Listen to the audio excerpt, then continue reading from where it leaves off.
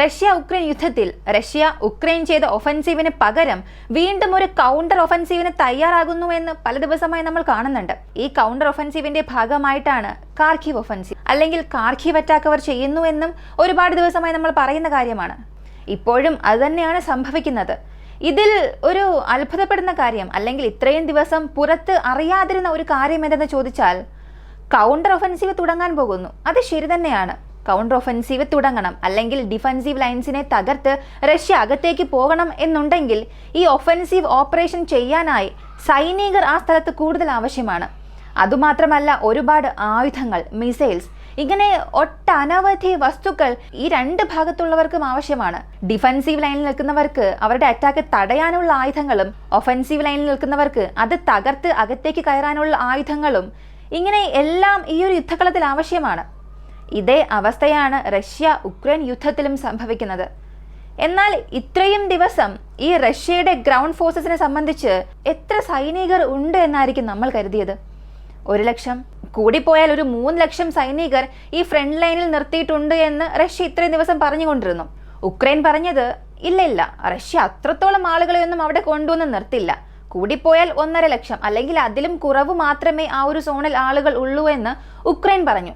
പോരാത്തതിന് CIA-യും അതെ, ഉക്രൈൻ പറയുന്നത് ശരിയാണ്, റഷ്യയുടെ ഫ്രണ്ട് ലൈൻ മൂവ്മെന്റിനെ സംബന്ധിച്ച് അവിടെ അത്രത്തോളം ഗ്രൗണ്ട് ഫോഴ്സസ് ഒന്നും ഇല്ല, വളരെ വീക്കായ ഫ്രണ്ട് ലൈനാണ് റഷ്യക്ക് ഉള്ളത് എന്ന് ഇത്രയും ദിവസം ഇവരെല്ലാം റഷ്യക്കെതിരെ സംസാരിച്ചു കൊണ്ടിരുന്നു. എന്നാൽ ഇപ്പോൾ ഈ രണ്ടുപേരും, ഉക്രൈൻ ആയാലും CIA ആയാലും, ഇതിനെ ഇപ്പോൾ മാറ്റി പറഞ്ഞിരിക്കുകയാണ്. 1,50,000 2,00,000 സോൾജേഴ്സ് അല്ല, 5,00,000 സോൾജേഴ്സിനെ കൂടുതൽ ഉക്രൈനുള്ളിൽ, അതും ഫ്രണ്ട് ലൈനോട് ചേർത്ത് റഷ്യ നിർത്തിയിട്ടുണ്ട് എന്ന് വലിയൊരു കാര്യം പറഞ്ഞു. ഇത് പ്രസിഡന്റ് പുടിനും കൺഫേം ചെയ്തു. 7,00,000 സോൾജേഴ്സ് ഉക്രൈനുള്ളിലുണ്ട് സ്പെഷ്യൽ മിലിറ്ററി ഓപ്പറേഷന് വേണ്ടി. അങ്ങനെയാണെങ്കിൽ ഈ 7,00,000 സോൾജേഴ്സുമായി റഷ്യ ഇപ്പം എന്താണ് ചെയ്യാൻ പോകുന്നത്?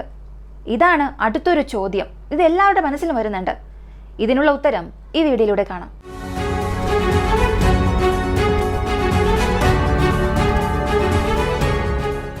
ഈ റഷ്യ ഉക്രൈൻ യുദ്ധത്തെ സംബന്ധിച്ച് ഫ്രണ്ട് ലൈനിൽ വലിയ മാറ്റങ്ങളൊന്നും കഴിഞ്ഞ 11 ദിവസങ്ങളിലായി സംഭവിച്ചിട്ടില്ല.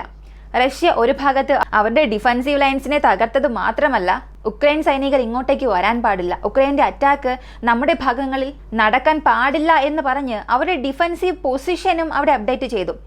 അതിനാൽ ഫ്രണ്ട് ലൈനിൽ യാതൊരു മാറ്റവും ഈ ഡോൺബോസ് റീജിയൻ തുടങ്ങിയ ഭാഗങ്ങളൊന്നും നടന്നിട്ടില്ല.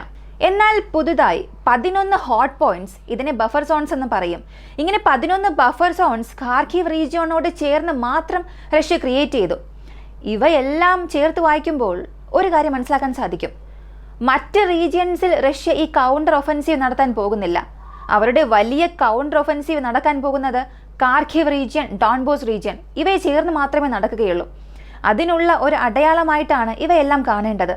ഇപ്പോൾ നാറ്റോയിലെ ഒരുപാട് മിലിറ്ററി എക്സ്പേർട്സ് പറയാൻ തുടങ്ങിയത് നാറ്റോ റഷ്യയെ അണ്ടർ എസ്റ്റിമേറ്റ് ചെയ്യുകയാണ്. നാറ്റോ സംബന്ധിച്ച് റഷ്യ ഒരു വലിയ ട്രൂപ്പ് മൂവ്മെന്റ്സ് ഇത്രയും ദിവസം ചെയ്യില്ല എന്ന് പറഞ്ഞുകൊണ്ടിരുന്നു. എന്നാൽ ഇപ്പോൾ അവർ തന്നെ പറയുകയാണ് 5,00,000 സൈനികരെ വരെയും റഷ്യ ഉക്രൈൻ്റെ ബാറ്റിൽ ഫീൽഡിൽ നിർത്തിയിട്ടുണ്ട്. എന്നാൽ അതിനെ കൈകാര്യം ചെയ്യാൻ ഉക്രൈൻ എന്തെങ്കിലും ചെയ്യണമല്ലോ. അങ്ങനെ അവർ എന്താണ് ചെയ്തതെന്ന് നോക്കിയാൽ ഒഫീഷ്യലായി ഉക്രൈൻ്റെ കണക്കനുസരിച്ച് വെറും 50,000 സൈനികരെയാണ് അടുത്ത ബാച്ചായി അവിടെ മൊബിലൈസ് ചെയ്യാൻ പോകുന്നത്. അതിലും പല പ്രശ്നങ്ങൾ ഉക്രൈനുള്ളിൽ തന്നെ നടക്കുന്നുണ്ട്. ട്രൂപ്സിനെ മൊബിലൈസ് ചെയ്യുന്നത്, അവരെ ഫ്രണ്ട് ലൈനിലേക്ക് മൂവ് ചെയ്യുന്നത്, ഇങ്ങനെ പല പ്രശ്നങ്ങൾ ഉക്രൈനുള്ളിൽ തന്നെ ഉണ്ട്. അങ്ങനെയാണെങ്കിലും ഈ 50,000 സോൾജേഴ്സിനെ ഉപയോഗിച്ച് റഷ്യയുടെ 5,00,000 സൈനികരെ ഇവർ എങ്ങനെയാണ് കൈകാര്യം ചെയ്യാൻ പോകുന്നത്? ഈ ഒരു സ്ഥലത്ത് നമുക്ക് ആ ചോദ്യം മാത്രമേ ഉള്ളൂ, ഉത്തരമില്ല. ശരി, ഇപ്പോൾ ഈ 5,00,000 സൈനികർക്ക് റഷ്യ എന്താണ് മറുപടി പറയാൻ പോകുന്നത്? സത്യത്തിൽ അവരുടെ പക്കൽ എത്ര സൈനികർ ഉണ്ടെന്ന് ചോദിച്ചാൽ, സ്വിറ്റ്സർലാൻഡിലെ പീസ് സമ്മിറ്റ് അവസാനിച്ചതിന് ശേഷം റഷ്യയിലെ പുടിൻ ഒരു കാര്യം പറഞ്ഞു.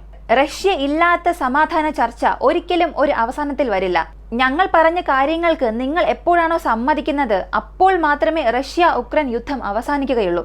അതിന് ചേർന്നതുപോലെ ഇന്ത്യ ഉൾപ്പെടെ 11 നാടുകൾ, സൗദി അറേബ്യ ഉൾപ്പെടെ ഈ സ്വിറ്റ്സർലാൻഡിൽ നടന്ന പീസ് സമ്മിറ്റ് അഗ്രിമെന്റ് സൈൻ ചെയ്യാൻ നിരസിച്ചു. ഇതിൽ റഷ്യയെ ചേർക്കാതെ പീസ് ഡീൽ അവസാനിക്കില്ല എന്ന് വീണ്ടും എടുത്തു കാണിച്ചിട്ടുണ്ട്. ഇതിനെക്കുറിച്ച് പുടിൻ പറഞ്ഞത്, റഷ്യ ഉക്രൈൻ യുദ്ധം നടക്കണമെന്നുള്ളത് ഞങ്ങളുടെ ആഗ്രഹമേ അല്ല, കാരണം ഇതിൽ രണ്ട് ഭാഗങ്ങൾക്കും നഷ്ടമുണ്ടായിക്കൊണ്ടിരിക്കുന്നുണ്ട്. ഉക്രൈന് കൂടുതൽ നഷ്ടമുണ്ടാകുന്നുണ്ട്. അതുമാത്രമല്ല, ഞങ്ങളുടെ ആവശ്യം വളരെ സിമ്പിളാണ്. ഈ ആവശ്യം പുടിൻ നേരത്തെ പറഞ്ഞിട്ടുണ്ട്. അദ്ദേഹം ഒന്നുകൂടെ ഇവിടെ ആവർത്തിക്കുകയാണത്. ആദ്യം, ഉക്രൈൻ ഒരു കാലത്തും നാറ്റോയുമായി ചേരാൻ പാടില്ല. ഇതാണ് ആദ്യത്തെ ആവശ്യം. രണ്ടാമത്തേത്, ഡോൺബോസ് റീജിയണിൽ പല വംശഹത്യ ഉക്രൈൻ എത്നിക് റഷ്യക്കാർക്ക് ചെയ്തിട്ടുണ്ട്. അത് ഇപ്പോഴും ചെയ്തുകൊണ്ടിരിക്കുന്നുണ്ട്. ഈ ഡോൺബോസ് റീജിയൻ വിട്ട് ഇവർ മുഴുവനായും, ഇവരുടെ ആർമി മുഴുവനും പുറത്തേക്ക് പോകണം. സാബ്രൂസീഷ്യ പവർ പ്ലാന്റ് തിരികെ ചോദിക്കാൻ പാടില്ല എന്ന് ചില ആവശ്യങ്ങൾ അദ്ദേഹം പറഞ്ഞു. ഇത് അംഗീകരിക്കുകയാണെങ്കിൽ നാളെ തന്നെ യുക്രൈൻ യുദ്ധം അവസാനിപ്പിക്കാൻ തയ്യാറാണെന്ന് ഒരറിയിപ്പ് നൽകി. ഈ ഒരു അറിയിപ്പ് കൊടുത്തത് മാത്രമല്ല, 7 ലക്ഷം സോൾജേഴ്സ്, ഒന്നോ രണ്ടോ അല്ല, 7 ലക്ഷം സോൾജേഴ്സിനെ സ്പെഷ്യൽ മിലിറ്ററി സോണിൽ ഇപ്പോൾ ഞങ്ങൾ കൊണ്ടുപോയി നിർത്തിയിട്ടുണ്ട് എന്ന് വളരെ പ്രധാനപ്പെട്ട ഒരു അറിയിപ്പ് അദ്ദേഹം തന്നെ കൊടുത്തു. Вот программа «Во время героев» 80 человек, 80 человек. А у нас в зоне специальной военной операции почти 700 тысяч. ഒരു കാര്യം ചിന്തിച്ചു നോക്കുക, 7 ലക്ഷം സോൾജേഴ്സ് എന്നത് സാധാരണ ഒരു കാര്യമേ അല്ല. അതും ഈ യുക്രൈൻ്റെ ഫ്രണ്ട് ലൈനോട് ചേർന്ന് ആക്റ്റീവായി ഡ്യൂട്ടിയിലുള്ളവരാണ് ഇത്രയും പേരും. 1,80,000 സൈനികരെ റഷ്യക്കെതിരെ ഉക്രൈൻ നിർത്തിയിട്ടുണ്ട്. മാത്രമല്ല 50,000 സൈനികരെ കൂടെ നിർത്താൻ പോകുന്നു എന്നും പറഞ്ഞിട്ടുണ്ട്. ഇതിനിടയിൽ ഓരോ ദിവസവും 100 കണക്കിന് ആളുകൾ, അത് റഷ്യൻ സൈഡിലായാലും ഉക്രൈൻ സൈഡിലായാലും മരിച്ചുകൊണ്ടിരിക്കുകയാണ്. ഉക്രൈനെ സംബന്ധിച്ച് അവർക്ക് ഒരുപാട് സപ്പോർട്ട് കിട്ടിയിട്ടുണ്ടായിരുന്നു. അതായത് തുടക്ക സമയത്ത് കിട്ടിയിട്ടുണ്ടായിരുന്നു. വോളണ്ടിയറായി ഒരുപാട് പേർ അവർക്ക് യുദ്ധം ചെയ്യാൻ വരുന്നുണ്ടായിരുന്നു. സപ്പോർട്ട് തുടക്കത്തിൽ കിട്ടിയെന്നുണ്ടെങ്കിലും വരും ദിവസങ്ങളിൽ ആ ഒരു സപ്പോർട്ട് കുറയാൻ തുടങ്ങി. അതിൻ്റെ ഒരു ഫലമായിട്ടാണ് 50,000 സോൾജേഴ്സിനെ മൊബിലൈസ് ചെയ്യാൻ തുടങ്ങിയത്. ഇതിലെ മറ്റൊരു പ്രശ്നമാണ് ഫോഴ്സ്ഡ് മൊബിലൈസേഷൻ. ഞങ്ങൾക്ക് ആർമിയിൽ ചേരാൻ താല്പര്യമില്ല, ഉക്രൈന് വേണ്ടി യുദ്ധം ചെയ്യാൻ ഞങ്ങൾക്ക് സമ്മതമല്ല എന്ന ഒരു ഘട്ടം വരുമ്പോഴും നിർബന്ധിച്ച് അവരെ ആർമിയിൽ ചേർക്കുന്നതും ഉക്രൈൻ നാട്ടിൽ നടക്കുന്നുണ്ട്. ശരി, ഈ 7 ലക്ഷം സൈനികർ എപ്പോഴാണ് ഇറങ്ങുന്നത്? ഉക്രൈനിലേക്ക് ഇറങ്ങി യുദ്ധം ചെയ്യുന്നത് എപ്പോഴാണെന്ന് ചോദിച്ചാൽ അതിനും പുടിൻ ഒരു കാര്യം പറഞ്ഞു. ഒരേ ഒരു കമാൻഡിന് വേണ്ടി ഞങ്ങളുടെ സൈനികർ ഈ ഒരു ഫ്രണ്ട് ലൈനോട് ചേർന്ന് നിൽക്കുകയാണ്. എപ്പോഴാണോ ഞങ്ങൾക്ക് അറ്റാക്ക് ചെയ്യണമെന്നുള്ള ആവശ്യം വരുന്നത്, അല്ലെങ്കിൽ എപ്പോഴാണോ ഞങ്ങൾക്ക് ശരിയായ ഒരു അവസരം വരുന്നത്, അപ്പോൾ ഒരു കോർഡിനേറ്റഡ് അറ്റാക്ക് ഉക്രൈനിൽ ഞങ്ങൾ നടത്തും.